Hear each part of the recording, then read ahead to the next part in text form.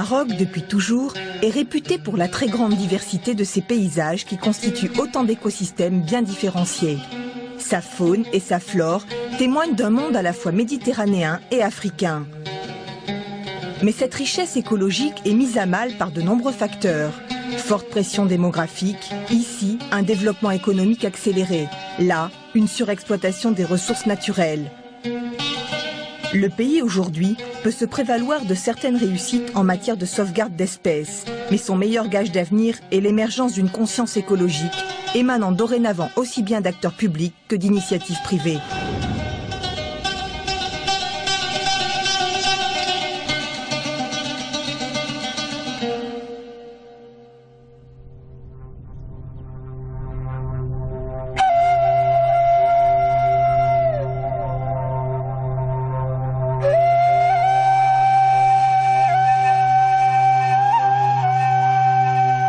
Situé au sud d'Agadir, le parc national de Souss Massa s'étend sur 65 km. C'est l'un des plus vastes du Maroc. 20 personnes en assurent le fonctionnement permanent.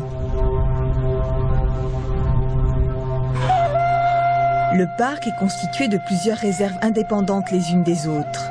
Là, on peut y voir cohabitant en toute liberté antilopes, gazelles, autruches.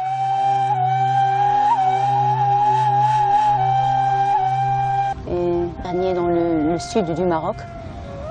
Et leur présence dans le parc national Souss Massa est justifiée par l'opération de réintroduction que vise le Maroc, notamment pour rétablir ces espèces dans leur habitat naturel, qui est le Sahara marocain. Ouidad a en charge le suivi écologique, c'est-à-dire le suivi des populations animalières. C'est le principal indicateur pour évaluer la bonne santé d'une espèce. 2 fois par semaine, elle se rend sur le terrain.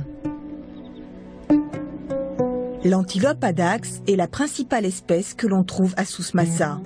Créé il y a 11 ans, le parc à l'époque avait fait appel à différents zoos d'Europe pour reconstituer une population initiale de 69 individus. On compte aujourd'hui plus de 500 têtes.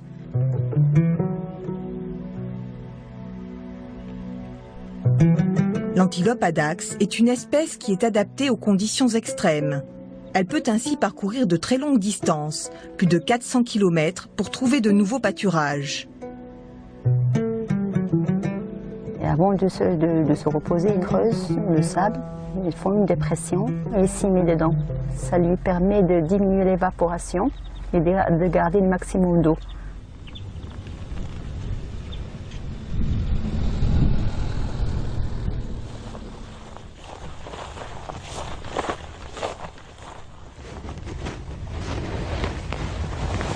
Voilà, c'est des plumes d'autruche mâle, des plumes blanches. L'autruche à cou rouge, qui autrefois colonisait toute l'Afrique du Nord.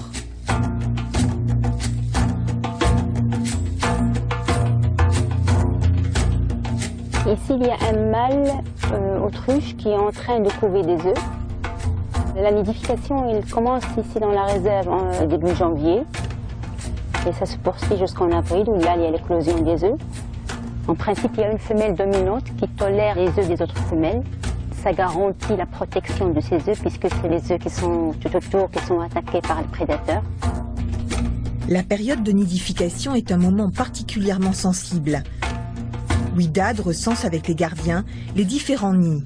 Mais l'approche ne peut se faire qu'à distance, car les mâles, durant cette période, se montrent particulièrement agressifs. Quand ils attaquent, ils peuvent courir jusqu'à 40 km/h. Pour ces autruches à cou rouge, l'opération d'acclimatation est réussie. Le parc en compte maintenant une centaine.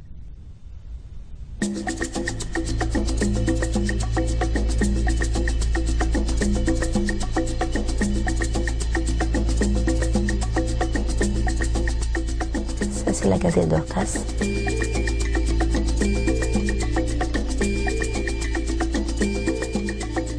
Ça, c'est un mâle. En général, les mâles se mettent à l'écart pour surveiller et donner l'alerte au groupe.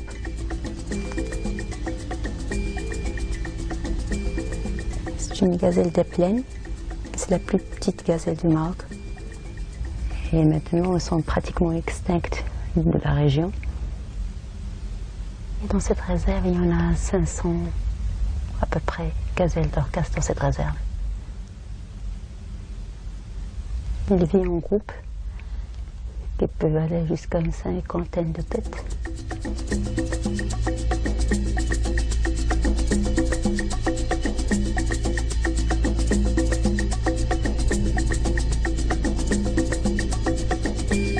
Ouidad poursuit sa tournée. À quelques kilomètres de là, une autre réserve pour une autre espèce d'antilope. L'antilope oryx est une des autres espèces qui sont lâchées dans cette réserve animalière. C'est un animal assez imposant. L'oryx a, dans le temps, fréquenté la zone SOC. C'est une espèce extincte maintenant au Maroc. Au début de l'introduction, on a eu 29 oryx. Et on voit aujourd'hui que l'espèce s'est bien adaptée et s'est acclimatée. Situé dans une région très touristique, le parc attire les convoitises, dans le secteur immobilier entre autres. C'est pour la direction du parc une nécessité de mener une politique d'ouverture dynamique et de mettre en œuvre de nouveaux projets afin de répondre à une demande touristique toujours croissante. Au Maroc, on commence à avoir cette conception de l'écologie, de la conservation de la nature.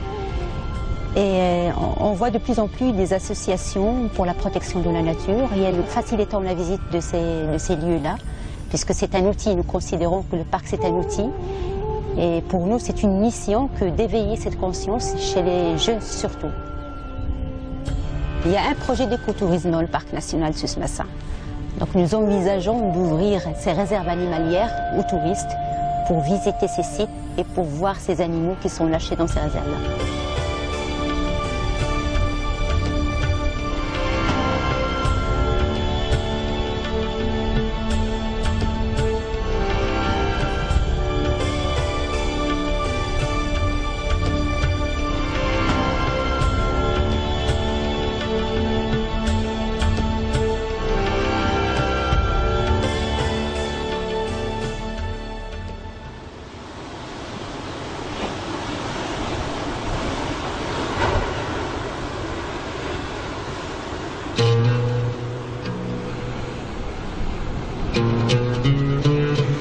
Le parc de Souss Massa borde sur toute sa longueur la côte atlantique.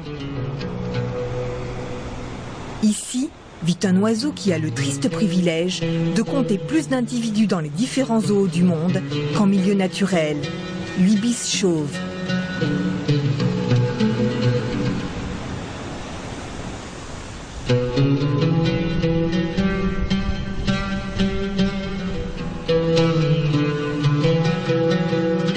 Mohamed El Bekkay, depuis 4 ans, se consacre exclusivement à la sauvegarde de cet oiseau en grand danger de disparition. Au début du XXe siècle, il y avait plus d'une vingtaine de colonies au Maroc. Au fil des années, avec la destruction du biotope, avec le changement des modes de culture, ces colonies se sont extinctes l'une après l'autre. L'ibis chauve a existé dans plusieurs régions du monde, notamment au Moyen-Orient, en Europe et en Afrique du Nord. Et même on note son existence dans les écritures hiéroglyphes des pharaons.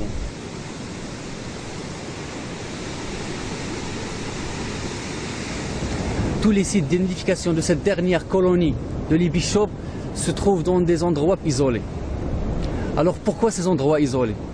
Étant donné que c'est un oiseau qui a été malmené dans plusieurs régions, que ce soit au Maroc ou dans d'autres pays du globe, maintenant l'ibis s'éloigne plus ou moins de la population pour qu'il puisse se reproduire d'une manière plus calme et paisible. Contrairement à ce que l'image pourrait laisser croire, l'ibis chauve n'est pas un oiseau marin. Il se nourrit d'insectes, de vers, de petits lézards ou d'escargots. Actuellement, on estime la population des ibis chauves dans la région d'Agadir à peu près 400 à 450 individus.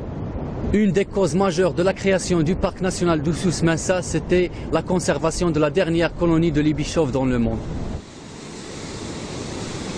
Sur cette bande côtière, on compte 4 sites de nidification. Chacun de ces sites est sous la surveillance permanente d'un gardien.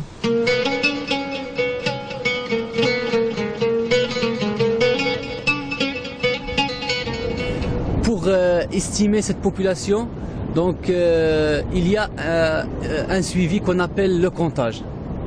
Donc le comptage, c'est une opération qui déroule 2 fois par semaine, chaque mercredi et samedi. À ce moment-là, les différents gardiens se trouvent au niveau de tous les sites de nidification et dortoirs connus dans la zone. Ils notent combien d'individus vont passer la nuit au niveau de ce dortoir. Donc comme ça, une fois qu'on collecte les données, on peut faire l'addition et connaître le nombre d'individus.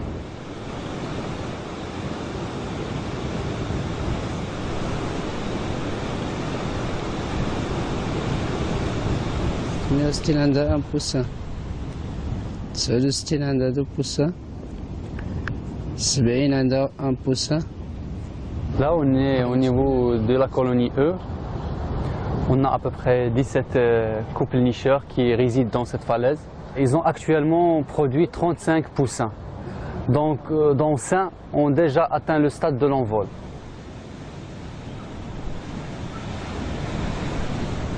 Je viens ici tous les jours.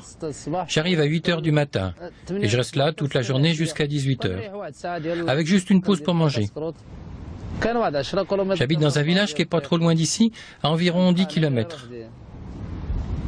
Alors je travaille toujours tout seul. Les oiseaux, ils se sont habitués à moi, comme si je faisais un peu partie de la famille maintenant. Ils me connaissent, ils passent tout près de mon abri.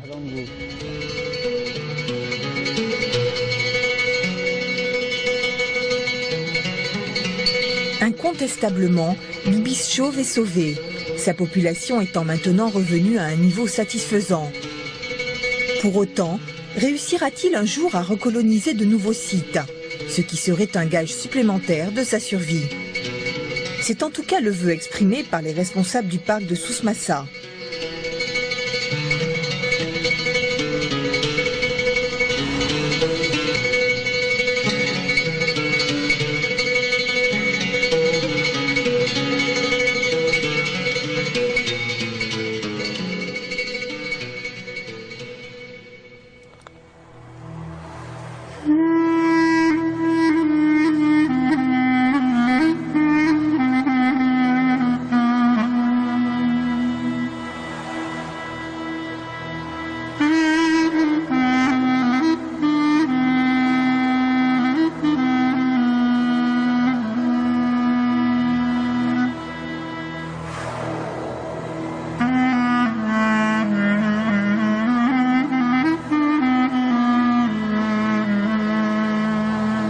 Michel est un défenseur de la nature, un militant passionné, un solitaire, mais toujours impliqué dans les actions de sauvegarde.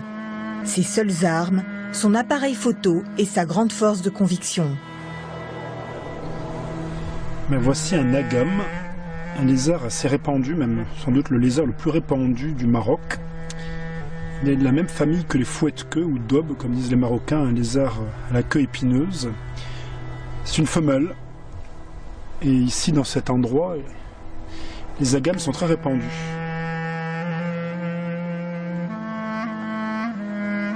Je suis naturaliste de terrain, passionné de la faune marocaine, notamment scorpions, lézards, serpents, toutes bêtes rampantes, et je les photographie.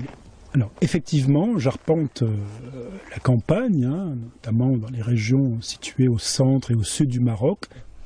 Là, il y a un gros lézard, une belle bête, aux écailles bien lisses, là, ce qui est typique des 5. Pour photographier ces différents animaux, scorpions, lézards, serpents, il faut les trouver, donc les chercher. Et ben voilà, ici, une autre espèce de lézard, du genre Novo Eumesses, c'est un gros 5. Là, il voudrait mordre. Hop, laisse mordre, ça calme un peu. Très belle couleur. Il y en a qui deviennent d'ailleurs un tiers plus gros que ça, voire même peut-être moitié plus gros. C'est assez typique d'Afrique du Nord.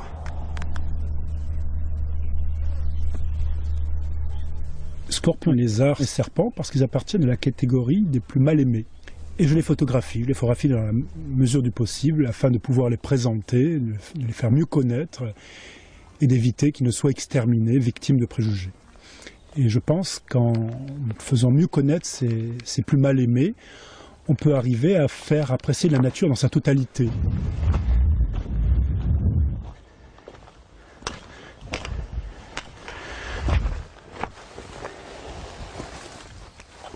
Chercher, pour ce qui concerne les serpents, parfois assez longtemps, ils ne sont pas abondants, en tout cas extrêmement farouches et se cachent. Les scorpions sont beaucoup plus faciles, il suffit souvent de soulever des pierres. Ah, voilà. Ici, il y en a un beau mâle de scorpion de couleur jaune, fait du genre Butus, une espèce assez apparentée à celle qu'on trouve dans le sud de la France. En tout cas, ce n'est pas une espèce dangereuse, contrairement à ce qu'on peut croire. Et puis les scorpions n'attaquent jamais, quel qu'ils soient. Et le jour, comme ça, par temps de soleil, ils restent sous leurs pierres, protégés. On va essayer de l'attraper. On trouve au Maroc une trentaine d'espèces de scorpions, une trentaine environ. Hein. On ne cesse de découvrir de nouvelles espèces ou de décrire de nouvelles espèces. Hein. Donc on peut dire quand même du Maroc que c'est un pays où les espèces de scorpions sont relativement abondantes et un pays aussi où les scorpions par individu sont abondants. Hop, voilà un scorpion là du genre Butus avec son exuvie ici, c'est-à-dire sa mue ou son squelette externe. Hein. Donc en muant, ça lui a permis de grandir. Juste après avoir mué, là je n'arrive pas à évaluer s'il a mué il n'y a pas très longtemps ou déjà depuis une semaine, mais dans la période qui précède immédiatement la mue, ils ne se nourrissent pas et attendent que leur chitine, hein, leur peau, pour le dire comme ça, se consolide.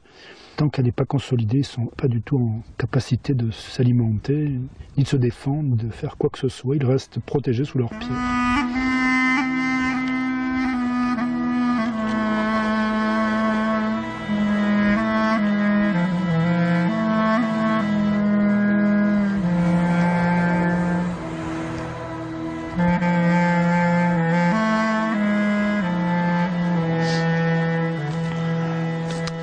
C'est la nuit qu'on trouve le plus d'animaux dans les régions chaudes, enfin notamment des scorpions, surtout par journée chaude, et ça a été le cas aujourd'hui. Les températures étant excessives, les animaux ne pourraient pas survivre. C'est une adaptation aux zones arides que de vivre la nuit. Et ben voilà, le beau scorpion. Et c'est une femelle, un scorpion noir, de l'espèce Otantota frantzwerneri, qui peut devenir d'ailleurs bien plus gros. Ce qui m'intéresse, c'est de photographier la faune marocaine, y compris ces arachnides, notamment les scorpions, qui m'ont toujours fasciné depuis l'enfance. Et voilà.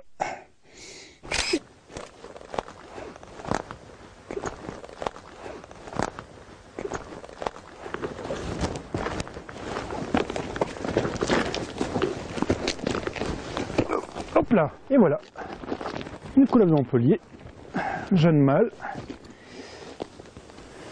Là, il va se sauver et souffle pour intimider.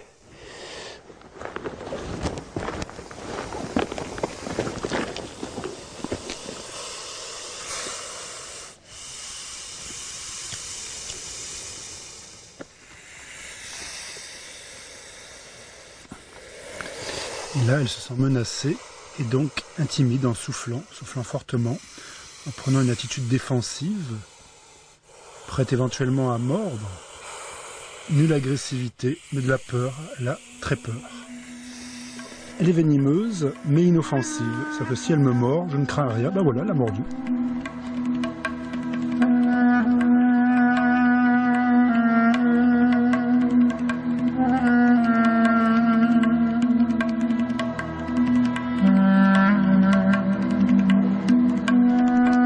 Malheureusement, il n'y a pas de plan de sauvegarde organisé et financé pour ces espèces, alors qu'elles participent à la biodiversité autant que les oiseaux ou les grands mammifères.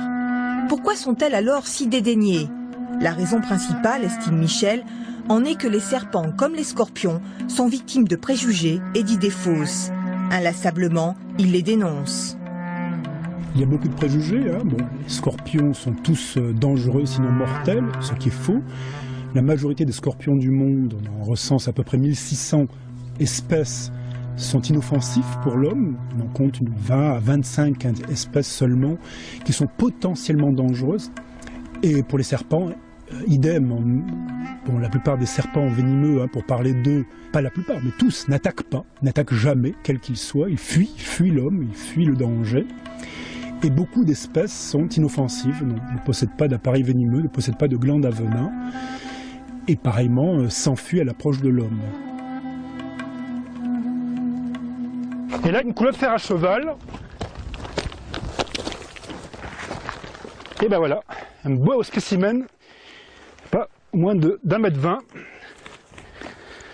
Un serpent également qu'on retrouve jusqu'en Espagne, donc du nord du Maroc au nord du Sahara marocain. Donc un serpent d'Afrique du Nord qui a pu remonter en Europe par l'Espagne. Je lui montre quelque chose, il se demande ce que c'est, donc il analyse avec sa langue. Est-ce que c'est un adversaire? Qu'est-ce que c'est? C'est sa langue qui lui permet d'appréhender le monde extérieur, beaucoup plus que les yeux. Avec ses yeux, il aperçoit des formes très très générales, mais pas grand-chose d'autre. C'est un serpent inoffensif, qui n'a pas de glande à venin. Un serpent très esthétique, très beau, qui paye de sa beauté le fait d'être capturé par les Aïssaouas, en fait les charmeurs de serpents, des différentes places touristiques du Maroc, notamment celle de Marrakech. Donc un serpent qui se retrouve fréquemment autour du cou des touristes et dans un plus mauvais état. Bon, il faut aussi savoir, concernant les préjugés, que les serpents sont sourds, donc les spectacles de charmeurs de serpents montrant des serpents se levant au son de la musique, c'est du théâtre. C'est pour les badauds, c'est pour les touristes. Ce beau serpent, je le relâcherai. Je suis là pour le photographier, pas pour en faire du commerce, pas pour le garder et l'emporter en Europe, comme le font certains et qui malheureusement contribuent à alimenter le commerce et à aider à faire disparaître les serpents du Maroc, dont certaines espèces sont très menacées.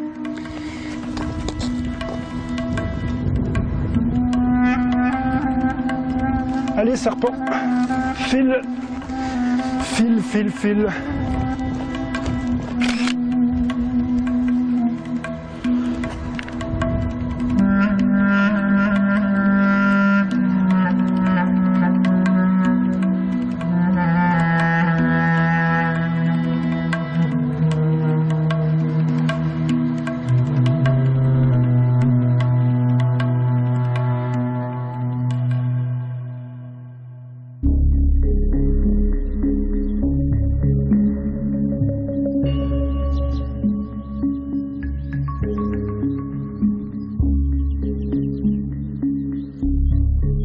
Sur les hauteurs du Moyen Atlas, on peut voir à perte de vue un arbre, symbole de la région, le cèdre, espèce endémique précisément nommée le cèdre de l'Atlas.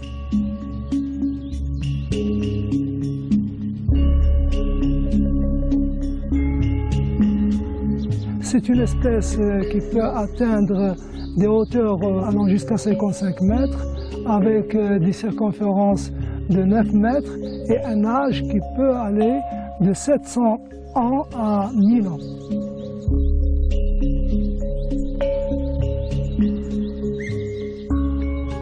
Au Maroc, le cèdre occupe une superficie de 133 000 hectares. Dans le Moyen Atlas, nous avons 80% de cette cédrerie. Nous enregistrons avec beaucoup d'intérêt et de satisfaction que nous avons la plus grande cédrerie du monde. Elle occupe un quart de la cédrerie mondiale. Donc nous avons quand même une superficie de cèdre qu'il faut préserver, mettre en valeur, et jalousement, j'allais dire, parce que c'est l'essence noble, et puis nous avons quand même un patrimoine de l'humanité qui est là.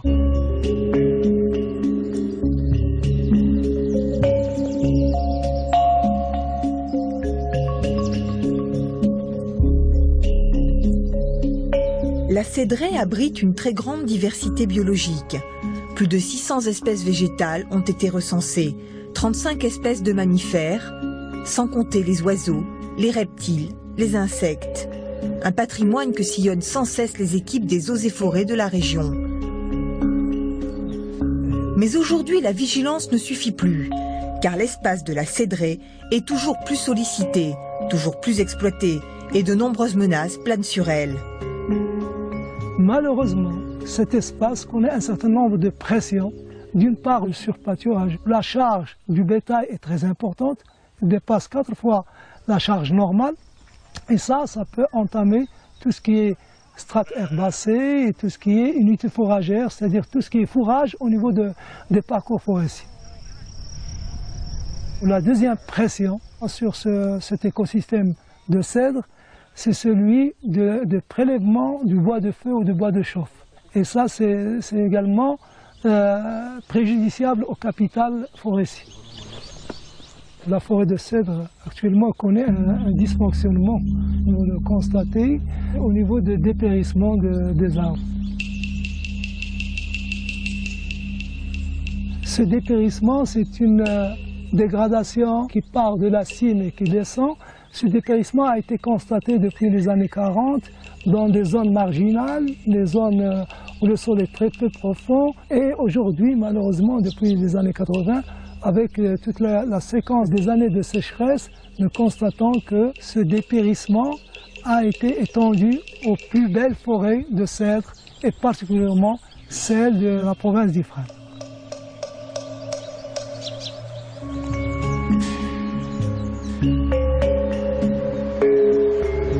La Cédraie du Moyen Atlas est un site d'autant plus sensible que cette région renferme la plus vaste réserve d'eau du pays.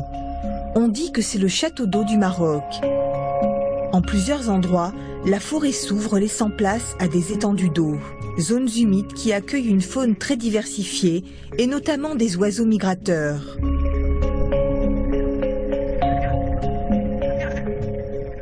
Afin de sauvegarder la Cédraie et tous les écosystèmes qui lui sont associés, la création d'un parc national fut décidée en octobre 2004.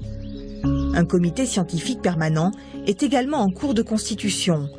Objectif, analyser les causes de dépérissement de la Cédraie et proposer des solutions afin d'en enrayer sa progression.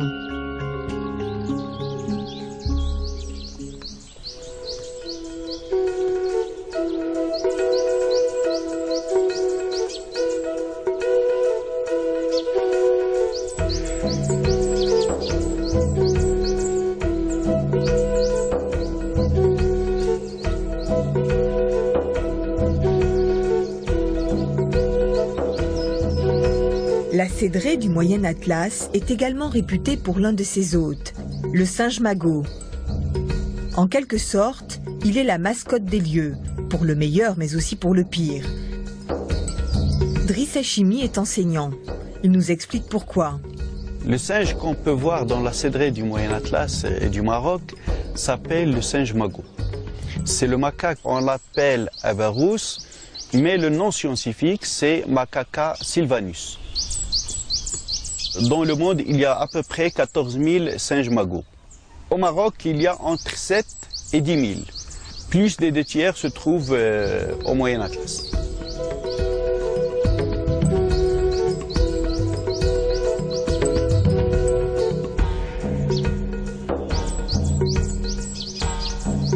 C'est un singe qui vit une vie de groupe, c'est une vie sociale.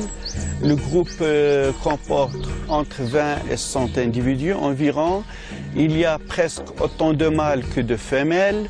Il y a aussi les petits. Le groupe comporte un chef. Ce n'est pas obligatoirement le plus fort. Je dirais que c'est plutôt le plus diplomate, c'est-à-dire celui qui a noué plus de relations avec les adultes. La femelle, il peut s'accoupler avec plusieurs mâles, donc le père ne va pas être connu. Et d'ailleurs, on constate que dans le groupe, il y a un lien plus étroit avec la mère. Malgré que le mâle aussi participe, il peut porter des petits comme le fait la femelle. La fécondité, c'est presque un petit toutes les années, lorsque les conditions sont propices. Mais actuellement, on trouve généralement un petit toutes les 2 années.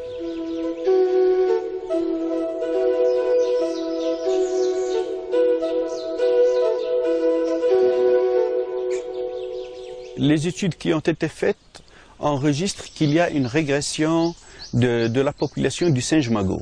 Auparavant, il y avait une densité d'environ 60 à 70 individus au kilomètre carré. Actuellement, on estime la densité entre 7 et 10 individus au kilomètre carré. À quoi est due cette régression? Tout d'abord, à la dégradation de la cédrée elle-même. Elle équivaut pour le singe à la destruction de son habitat, comme de son alimentation. Privée de son espace vital, l'espèce est condamnée à dépérir. Le plus grand ennemi de la biodiversité, de la forêt, de la cédrée, c'est la pauvreté. La pauvreté de la population humaine qui habite dans la forêt ou bien près des forêts, c'est un grand handicap. Il y a beaucoup de bergers avec leurs moutons et leurs chèvres dans cette forêt. Et ces moutons et chèvres constituent un compétiteur pour le singe magot, pour la nourriture. Il y a aussi le problème de l'eau. Au Moyen Atlas, c'est un grand problème. Il n'y a presque plus d'eau pour le singe. Les seuls points d'eau qui restent, on y trouve des bergers avec des chiens et des moutons. Le singe, normalement, n'approche pas des chiens. Autre cause de régression, les touristes qui donnent aux singes cacahuètes, gâteaux et autres sucreries. Excès de sucre, de sel, de gras, qui provoquent chez l'animal les différentes pathologies qui y sont associées. Le singe magot, enfin, fait l'objet d'un trafic de contrebande. On le retrouve exhibé sur les places touristiques du Maroc, ainsi qu'en Europe.